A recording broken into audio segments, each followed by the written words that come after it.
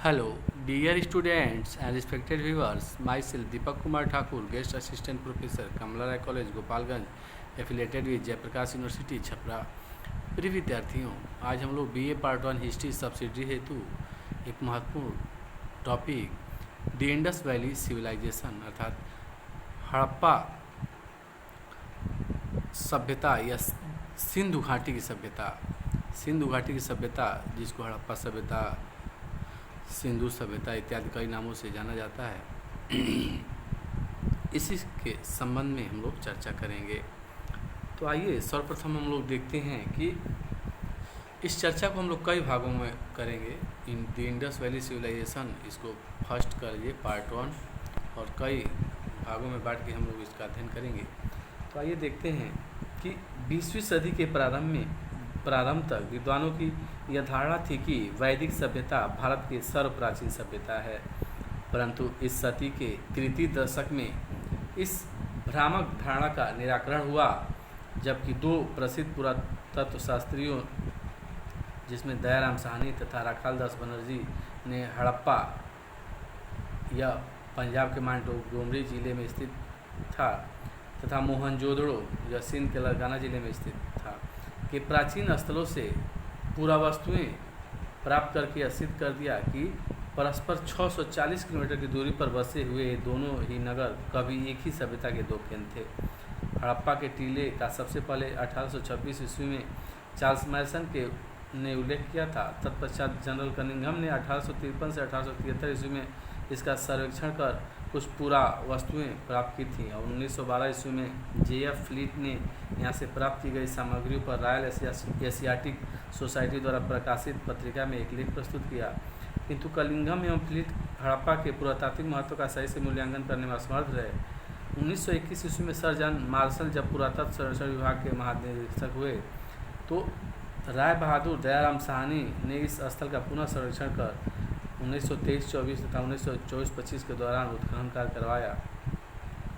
पूरा अन्वेषण कार्य इन्होंने प्रारंभ किया, और साहनी के पश्चात 1926-27 से 1933-34 ईस्वी तक माधव स्वरूप बस के निर्देशन में हड़प्पा में खुदाइयाँ की गई, और 1946 ईस्वी में सर मार्टिमर व्हीलर के निर्देशन में उत्खनन कार्य करके पुरातत्व महत्व की अनेक वस्तुएं प्राप्त की गई।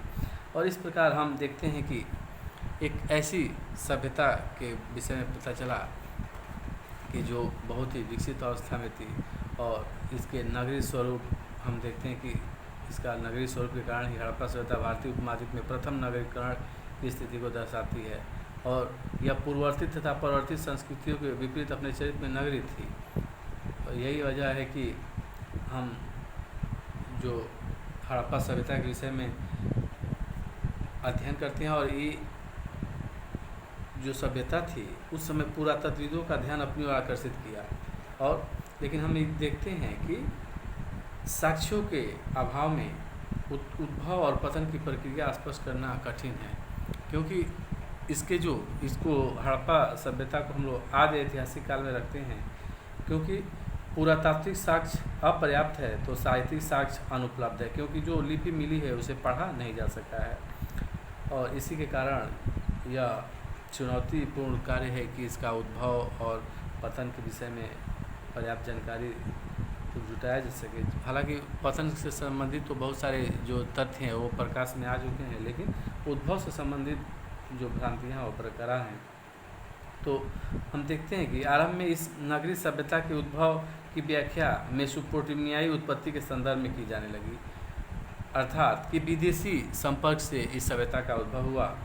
और इस संबंध में ऐसा कहा गया कि मिस्र, मेसोपोटामिया तथा हड़प्पा सभ्यता के जनक एक ही मूल के लोग थे। फिर ऐसा भी कहा जाने लगा कि मेसोपोटामिया से कुछ लोग आए तथा उन्होंने भारतीय परिस्थिति के अनुकूल एक नवीन सभ्यता को स्थापित कर दिया। और हम देखते हैं कि इसी संबंध में यह तर्क भी दिया जाता है कि हड़प्पाई क्षेत्र में स्थित दुर्ग तथा निचले नगर के बीच एक प्रकार की दूरी है, और इन दुर्गों में शासक वर्ग के लोग थे जो विदेशी मूल के थे तथा वे सामान्य लोग के संपर्क से बचते थे। फिर मेसोपोटामियाई उत्पत्ति की अवधारणा के पक्ष में कुछ साक्ष्य भी प्रस्तुत किए गए, और वह उदाहरण के रूप में बताए जा सकते हैं कि हड़प्पाई नगारों तथा बुर्जों में लकड़ी के प्रयोग की समानता मेसोपोटामियाई भवनों से की गई है।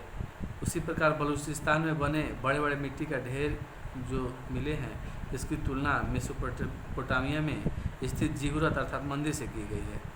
किंतु परीक्षण करने पर मेसोपोटामियाई उत्पत्ति की अवधारणा की सीमा स्पष्ट हो जाती है और हम दोनों सभ्यताओं के अगर स्वरूप के का तुलनात्मक अध्ययन करें तो इसके स्वरूप में ही व्यापक अंतर दिखाई पड़ता है, क्योंकि हड़प्पा सभ्यता का जो स्वरूप था वह नगरीकरण लिए हुए था, वहीं जो मेसोपोटामियाई सभ्यता का स्वरूप है वह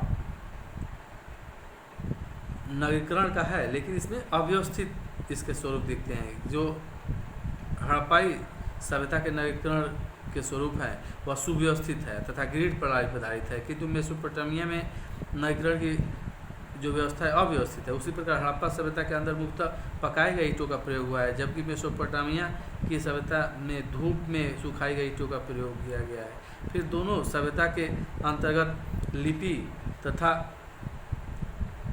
मुहर और वह अन्य उपकरण आदि के बनावट में भी अंतर है। उदाहरण के लिए अगर हम देखें तो हड़प्पा सभ्यता में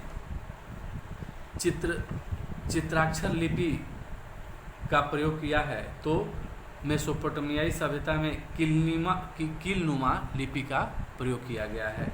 उसी प्रकार हड़प्पाई मुहर आयताकार और वर्गाकार थे, तो मेसोपोटामियाई जो मुहर है वह बेलनाकार मिला है। फिर मेसोपोटामियाई उपकरण हड़प्पा की तुलना में अधिक मजबूत प्रतीत होते हैं। उदाहरण मेसोपोटामिया में मिड रिग का प्रयोग मिलता है। सबसे बढ़कर मेसोपोटामिया में मंदिर उपस्थित थे, किंतु हड़प्पा सभ्यता में कोई भी ऐसी स्पष्ट रूप से रचना नहीं मिली है जिसकी पहचान मंदिर के साथ की जा सके।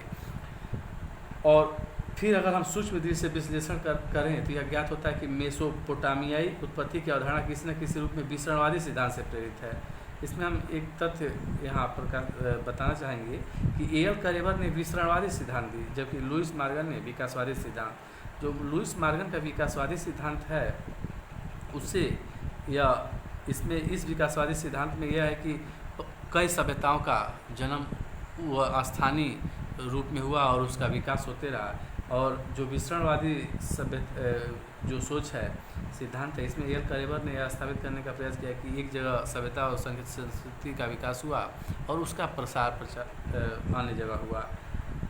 तो इस तरह हम जो विदेशी मूल की उत्पत्ति की अवधारणा है उसको पर्याप्त मात्रा में सही नहीं मान सकते, क्योंकि यह सभ्यता जो हड़प्पा सभ्यता या सिंधु घाटी की सभ्यता उत्पन्न हुई वह आसपास के वातावरण में बात के हम जो अन्य इसी सिद्धांत में जब हम चर्चा करेंगे तो जो देसी मूल की उत्पत्ति का सिद्धांत है वह अभी सामने आएगा, जिसका अध्ययन हम लोग नेक्स्ट लेक्चर में करेंगे। तो इस तरह विदेशी उत्पत्ति की जो अवधारणा है वह कट जाती है। तो इसी के साथ ही हम लोग यह चर्चा समाप्त करते हैं और इसमें हम लोगों ने हड़प्पा सभ्यता के उद्भव में एक जो महत्वपूर्ण टॉपिक अध्ययन कर लिया कि मेसोपोटामियाई उत्पत्ति की विदेशी अवधारणा। इसमें हड़प्पा सभ्यता के उद्भव में अगर हम चर्चा करें तो विदेशी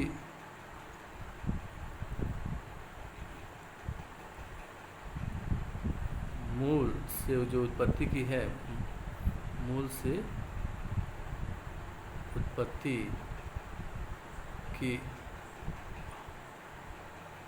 अवधारणा यह कट जाती है, इस अवधारणा को काट दिया जाता है और इसमें हम लोग विशेषकर मेसोपोटामियाई